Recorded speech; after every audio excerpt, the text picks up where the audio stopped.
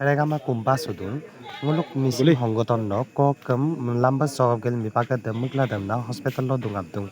Hospital lo dungamla, nguluk Lakhimpur Additional SP, OC, Raja Chakra Bikhoya, লগতে DSP office doctor Tania Gilenna, nguluk se আসামি criticism সকাপ cup গিদুনে বা ngulu mokkum dia paramorkho bigel gankun ba ngulu lebilang pokkum moge motokam gel gankun ede empak dem se video songo lang kandung ede video tu nole skim ma pare last dopa ka bilang kamna like bilang share bilang aro subscribe bilang kamna kumpadum জীয়াই আছে মানে আহিয়ে আমি গম পাইছোঁ ৰাস্তা ঘাটত ইমান মানে দুখ লগা পৰিৱেশ আৰু তাৰ মাজতো যেতিয়া এনেকুৱা হয় আপোনালোক ইমান যুগ যুগৰ পৰা একেলগে বাস কৰি আছে ইয়াত কোনো মিচিং অসমীয়া বুলি তেনেকুৱা একো কথা নাই আমি চব মানুহ হয় আমি মানে জাতি ধৰ্ম বৰ্ণ এইবিলাকৰ বিভেদ আনিব নালাগে আমাৰ সংবিধানে এইটো কয় নহয় জানো আমি হ'লেও আৰক্ষী বিষয়া আমাৰ মাজত দণ্ডাধীশ আছে কাৰ্যবাহী দণ্ডাধীশ আমাৰ মাজত আছে তো আমাৰ সকলোৰে এটাই উদ্দেশ্য যাতে আমি সকলোৱে সম্প্ৰীতিৰ এনাৰ্জিডাল ৰাখি আমি একেলগে যাতে বাস কৰি থাকিব পাৰোঁ আপোনালোকৰ তেনেকেই আছে এইটো এটা খালী ঘটনা এটা ঘটনাক লৈ আমি মনত এনেকৈ ভাবি ল'ব নালাগে যে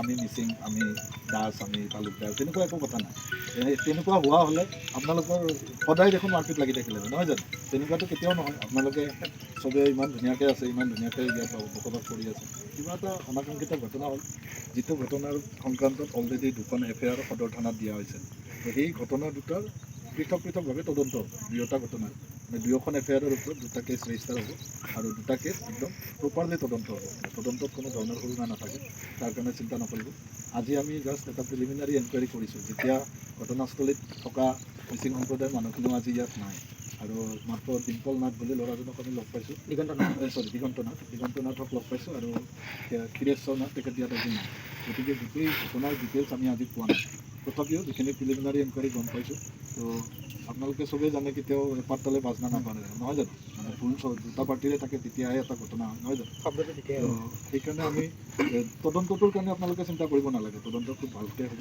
আমি নিজে তদাৰক কৰিম আমি আছোঁ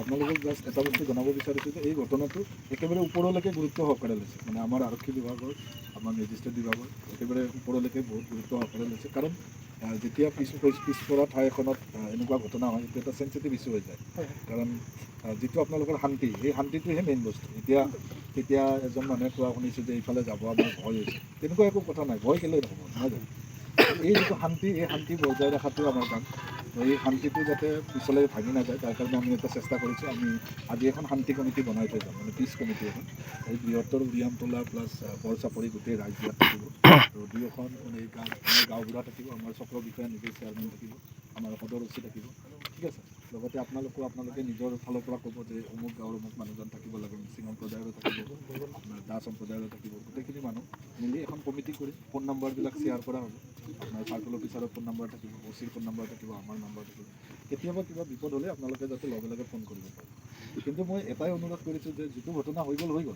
এতিয়া এই ঘটনাটোক লৈ এটা জাতিগত বা মানে কমিউনেল এটা টেনশ্যন এটা বঢ়াব নালাগে তো আপোনালোকক ৰিকুৱেষ্ট কৰিছোঁ কাৰণ কিবা এটা ঘটনা হোৱাৰ পিছত যিমান পাৰোঁ আমি চবেই চেষ্টা কৰিব লাগে যাতে যি হৈ গ'ল পিছত আমি চবেই মিলি থাকিব লাগে বা ইজনে সিজনক যদি আমি দোষ দি থাকোঁ তাৰে চলিউশ্যন কেতিয়াও নোলায় নহয় জানো তো সেইকাৰণে এই প্ৰথম মই কমিটিখন বনাব আগবাঢ়িছোঁ মই আমাৰ চক্ৰ বিষয়া আছে আমাৰ লখিমপুৰ ৰেভিনিউ চাৰ্কেলৰ চক্ৰ বিষয়া তেখেতক মই চেয়াৰমেন হিচাপে মনোনীত কৰিছোঁ আৰু আপোনালোকক এটা জোৰে হাত তাকলি দি এইটো আৰু লগতে আমাৰ আৰক্ষী বিভাগৰ পৰা আমাৰ সদৰ থানাৰ OC আছে তিলুমণি দুৱৰা তেখেত থাকিব তেখেতৰ কাৰণে এটা হাত চাপৰি দিব এতিয়া মই আপোনালোককে অনুৰোধ জনাইছোঁ পোনপ্ৰথমে এইখন উৰিয়ামতলা গাঁৱৰ এজন বাসিন্দাই মিচিং সম্প্ৰদায়ৰ 4জন আৰু অসমীয়া সম্প্ৰদায়ৰ মানে দাস তালুকদাৰ সম্প্ৰদায়ৰ চাৰিজন মানুহ আপোনালোকে নাম কওক আমি নাম ফোন নম্বৰ লিখি ৰাখিম এই কমিটিটো আমাৰ নটিফাই হৈ যাব মানে চৰকাৰীভাৱে VDPও থাকিব আমাৰ VDPসকল আছে তো আহি থকা দিনত কিবা এটা অঘটন হ'লে আপোনালোকে এইটো ৰিপৰ্ট কৰিব লাগিব মানে আইনৰ বস্তুটো সম্পূৰ্ণ বেলেগ এতিয়া যিহেতু এইটো আগৰ পৰা তেনেকৈ চলি আহি আছে যে কিবা এটা ঘটনা হ'লে সংগঠনৰ ফালৰ পৰা ঘটনাটো যিমান পাৰে ৰাইজক লগত লৈ তাৰ এটা সমাধান উলিয়াব চেষ্টা কৰা কিন্তু সেই চেষ্টাৰ ফলত যাতে মানে এনেকুৱা নহয় যে আপোনালোকে আজি গমেই পায় যে আইনটো কোনো হাতত লৈ ল'ব নালাগে কাৰোবাক মাৰপিট কৰাৰ আমাৰ কাৰো অধিকাৰ দিয়া নাই নহয় জানো গতিকে সেই ব্যৱস্থাখিনি আৰক্ষী প্ৰশাসনৰ মানে আপোনালোকে গমেই পায় যেতিয়া এখন কোৰ্টত জাজমেণ্ট হয় যেতিয়া ন্যায় বিচাৰ চলি থাকে এজন মানে ধৰ্ষণ কৰা অপৰাধী বা মাৰ্ডাৰ কৰা অপৰাধী জাজজনেতো তাক চৰ নামাৰে, মাৰে জানো? নামাৰে নহয়। তো জাষ্টিছ চিষ্টেমটো এটা সম্পূৰ্ণ বেলেগ চিষ্টেম। তাত তদন্ত চলে, তাত তদন্তত ইভিডেঞ্চৰ ওপৰত তদন্ত হয়, তাৰপিছতহে শাস্তি প্ৰদান হয়।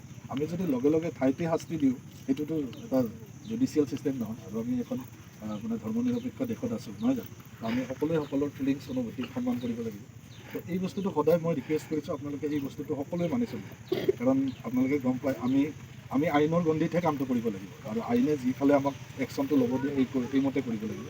তো এই আজিৰ পৰা যাতে কোনোৱে নিজাকৈ আইনখন হাতত তুলি লয়, মানে এইটো মই কোনো দল সংগঠন বা জাতি হিচাপে কোৱা নাই, ইৰেছপেক্টিভ অফ এনিৱান, যিকোনো মানুহে আইনটো নিজে হাতত তুলি নল'ব। এইটো ৰিকুৱেষ্ট প্লাছ এইটো এটা মানে গভৰ্ণমেণ্ট অৰ্ডাৰ হিচাপে আপোনালোকে শুনি লওক। নেক্সট টাইম এইটো ভাইলেট হ'লে এনি পাৰ্চন এইটো ডাইৰেক্ট প্ৰচিকিউট হ'ব। তো এতিয়া মই আপোনালোকক ৰিকুৱেষ্ট কৰিছোঁ যে চাৰিজন মিচিং সম্প্ৰদায় আৰু 4জন দাস বা আপোনাৰ যিখিনি পৰিৱৰ্তন মানুহ আছে তেওঁলোকৰ 4জন মানুহৰ নাম আপোনালোকে নিজে আলোচনা কৰি লওক। মহিলাও দিব পাৰে, যাৰ কথা ভাবিলে মানে যাৰ কথা মহিলা দিব লাগে। কালি দুটা যিখন এতিয়া মহিলা মানুহে কি নিয়ন্ত্ৰণ কৰিব, মানুহকে দিয়ক। সেইটো আপোনালোকে আলোচনা কৰিলে অকণমান ডাঙৰ কৰিলে বেয়া হ'ব।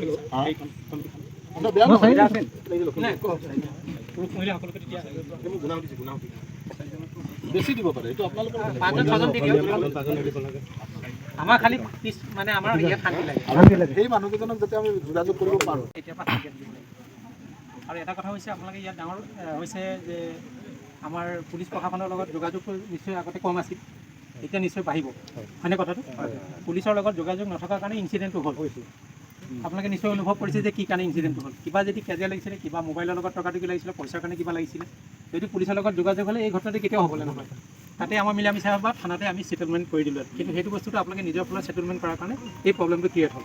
এতিয়া মই আপোনালোকক আমি অনুৰোধ কৰিছোঁ নেক্সট আজিৰ পৰা যাতে তেনেকুৱা ধৰণৰ কিবা ইছ্যু হ'লে এতিয়া আমাৰ গ্ৰুপত দিয়াই হ'ল, সেই ইছ্যুটোৰ কথা আমাৰ গ্ৰুপত অৱগত কৰিব। তেতিয়া আমি আমাৰ ফালৰ পৰা ষ্টেপ ল'বলৈ ডাইৰেক্ট সুবিধা হ'ব। আৰু ইয়াতকৈ যদি বেছি হয় তেতিয়াহ'লে আপোনালোকে থানাত যাব, থানাত নম্বৰ আছে, থানাত ফোন কৰিব যে এই প্ৰব্লেম হৈছে, তেতিয়া আমাৰ পাৰ্টি পঠিয়াম, আমাৰ আহি ইয়াত আলোচনা কৰিব। বা যদি কেছ হ'বলগীয়া হয় তেতিয়া কেছ চিষ্টেম হ'ব, যদি মিলামিছা কৰিবলগীয়া হয় ইয়াতে আমাৰ মানে কৰি দিব। কোনো বেলেগ সংগঠন বা বেলেগ কোনো মানুহ বা আমাৰ ভিডিপি চেক্ৰেটাৰী বহি আলোচনা কৰাৰ মাজত আকৌ যদি এনেকুৱা চিটুৱেশ্যন হ'ব পাৰে, মানুহ যেতিয়া 3-4টা বা 60-70জন মানুহ একেলগে গোট খায়, চবৰে মাইণ্ডটো বেলেগ বেলেগ থাকে ন, সেই মাইণ্ডটো কোনো ক'ব নোৱাৰে তাৰ মাইণ্ডত কি কথা আছে, তাতে কোনোবা এটা লাগি গ'ল, সেইটো পাই চিটুৱেশ্যন ক্ৰিয়েট হৈ গৈছে। এই বস্তুটো কেতিয়াও নকৰিব আপোনালোকে, যাতে আপোনালোকে নিজৰ ফালত কেতিয়াও মীমাংসা কৰিবলৈ চেষ্টা নকৰিব। আৰু মই গাঁৱকী বাহিনী সকলোকে অনুৰোধ কৰিছোঁ যাতে এইটো লৈ যাতে আপোনালোকে ইয়াত কোনো কেছৰ মামলা আলোচনা নকৰিব। এতিয়া আজিকালি নতুন যুগ আহিল, নতুন আইন আহিলে, সেই আইন মতে আপোনালোকে অনলাইন চিষ্টেমতো আমাৰ তালৈ এফআইআৰ পঠিয়াব পাৰে, বুজি পালে?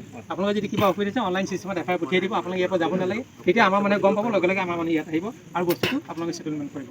এতিয়া আমি ভাবোঁ আমাৰ এটাকেইটা কমিউনিটি, আমি একে মানুহ হয়, কোনো বেলেগ মানুহ নহয়, আমি একেলগে থকা, জন্মৰ পৰা একেলগে আছোঁ। গতিকে আপোনালোকৰ যে মনৰ ভাৱ তেনেকুৱা ধৰি নাৰাখিব যে ইটো পক্ষ সিটো পক্ষ, শত্ৰুতা ভাৱে যে কেতিয়াও নল'ব।